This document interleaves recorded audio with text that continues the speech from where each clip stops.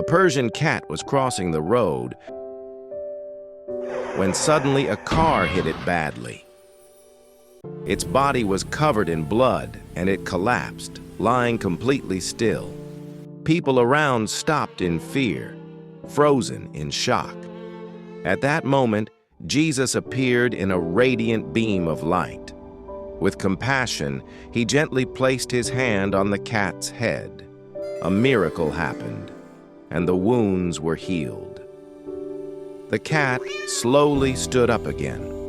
Everyone felt the power of faith, hope, and love. The silent road was filled with wonder. Human hearts awakened with compassion.